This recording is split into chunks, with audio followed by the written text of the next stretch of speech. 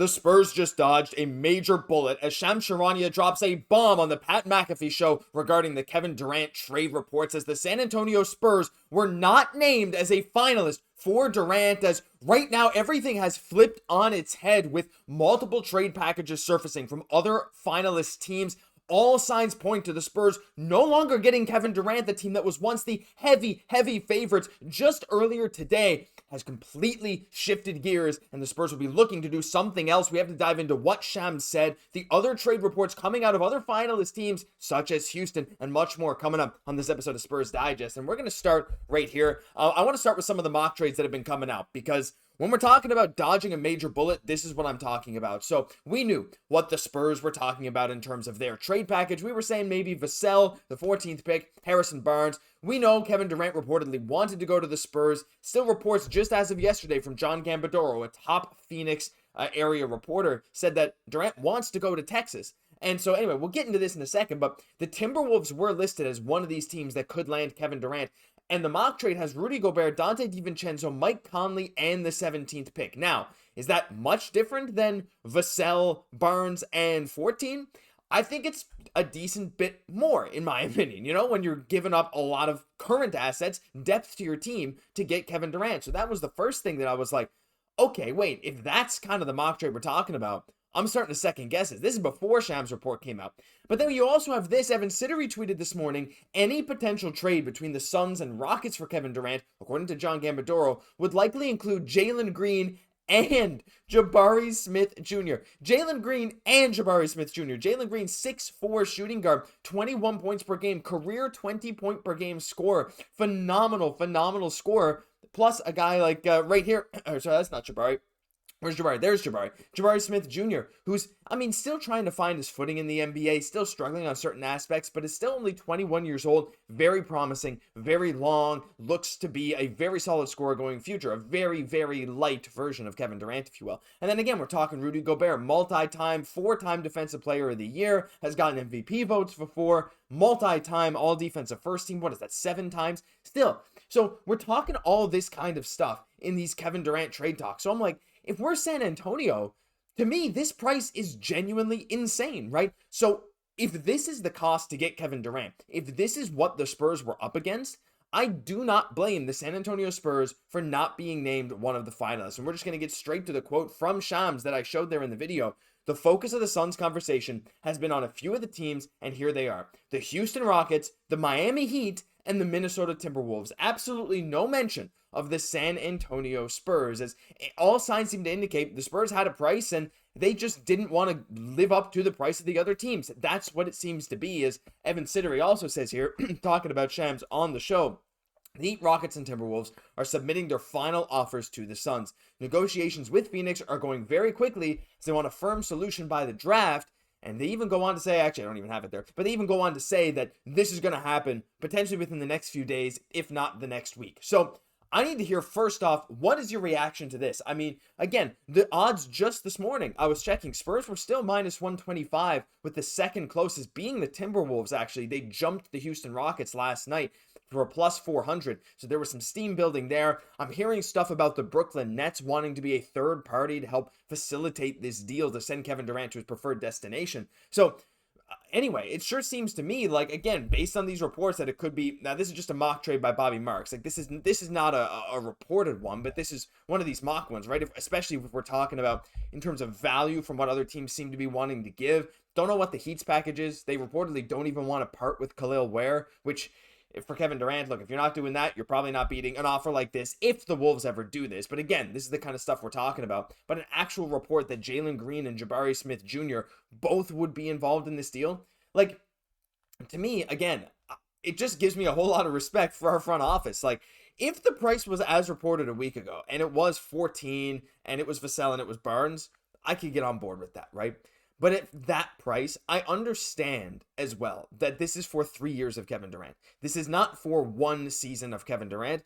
The reports indicate that Kevin Durant will sign a 2-year max extension with whatever team he goes to, right? So if it was the Spurs, if it's the Wolves, if it's the Rockets, if he wants to go to the team, then he would sign a 2-year extension. So you'd get 3 full seasons of Kevin Durant. You'd bring him until he's like 40 years old, basically, to the end of his career. So On that same note, though, there are also reports like Shams in this same thing kind of said, look, and like other people have been saying as well, Kevin Durant is essentially going to pick where he gets to go to. So at the end of the day, if Minnesota is, for example, the finalist here, if it comes down to Minnesota, they have the best package. They are the favorites other than the Spurs as of now. I haven't checked most recently after these reports how those odds have shifted. But if Kevin Durant does not want to play out the rest of his days, probably, or at least the next 3 years, or sign a 2-year extension in Minnesota, that would complicate things because I don't think Phoenix would trade him there and I don't think Minnesota would give up the package that it would require to get him if they can't guarantee that 2-year extension. So Kevin Durant has a lot of power here, and it has been reported, like I stated earlier, that he wants to go to Texas, and Dallas has kind of fallen out of the sweepstakes here. So Houston, San Antonio still seem to be the two preferred destinations for Kevin Durant himself, but San Antonio has fallen off in terms of talks with the Phoenix Suns front office. So unfortunately, it's all signs are pointing towards Kevin Durant joining the Houston Rockets. That seems to be the most likely scenario at this very instant, which is annoying. I really don't like to see that. Like that really, really annoys me to see Kevin Durant probably going to Houston. Now, there's still a lot of hoops to jump through, but again, like if you're talking Green and Jabari Smith Jr., plus I would imagine Houston, or at least if you're Phoenix, you're trying to get your number 10 overall pick in the draft back to try and facilitate this deal as well, because that was the big thing. Phoenix really wants draft capital coming up. Now, again, Jalen Green, fantastic young 23-year-old player. Jabari Smith Jr., 21-year-old player. Like, these two guys are great young pieces. They fit into your roster. I mean, Jalen Green with Devin Booker and Bradley Beal, that's weird.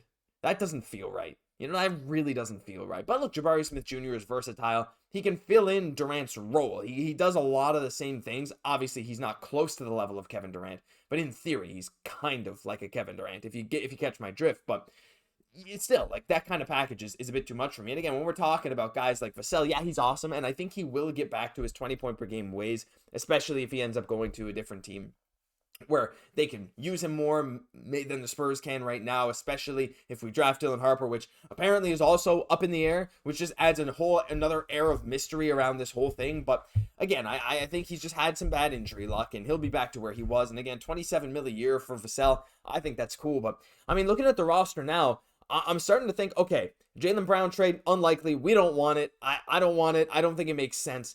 Kevin Durant doesn't seem like he's coming to San Antonio. Giannis Antetokounmpo, those trade talks are dead. Giannis, by all accounts, is staying in Milwaukee. That trade market is dead. So then what else is there for San Antonio?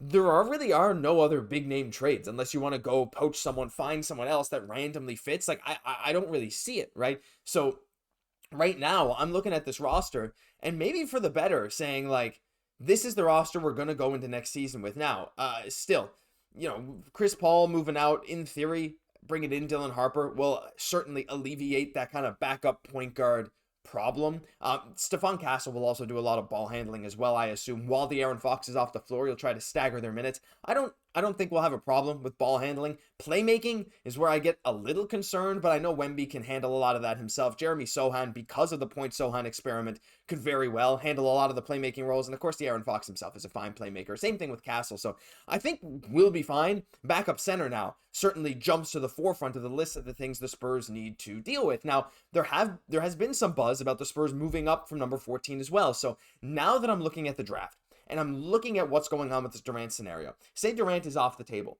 What is the Spurs' priority? Number 1, draft Dylan Harper. For God's sake, draft Dylan Harper. Number 2, backup center. Okay? We're talking draft. Come on, Malowach has been a name that a lot of teams have targeted. He seems to be held in very high regard by a lot of teams. His defensive impact for a guy that only really started playing ball like 5 years ago, 6 years ago, has been unbelievable with Duke. Again, he really only could dunk the ball. You know, he didn't really have much of a versatile offensive game, but he could fit in very well as the perfect backup to Wemby, or you pick someone else at 14, or you make a trade for someone. So that's, to me, the next priority. But yeah, right now, this Kevin Durant thing seems dead. Who knows? I mean, who knows how this is going to shift now in the coming days, but Spurs are not a finalist, according to Shams. It seems to me like they had their price that they wouldn't surpass. The Sun said, hey, we're going to need more because look at what these other teams are offering. Spurs' Brian Wright said, no thank you, I'm out. And that's that. Honestly, I kind of like it. Dodged a bullet there if that's the case, if that's the package that it's going to take for Kevin Durant. But need to hear what you guys have to say about this whole thing. Let me know your thoughts on this whole Kevin Durant saga and how you think it's going to move forward. I just don't want to see him in the Southwest. But hey, if he does, maybe we can prove to him that this was the best spot after all. That'll do it for this episode of Spurs Digest. If you enjoyed, hey, just hit that free subscribe button. Or you clicked away in another tab. Are you still here 10 minutes into the video? If you are, thank you very much. And I think we've earned the subscription at this point. I've been your host, Josh Gosse, and I'll catch you in the next one.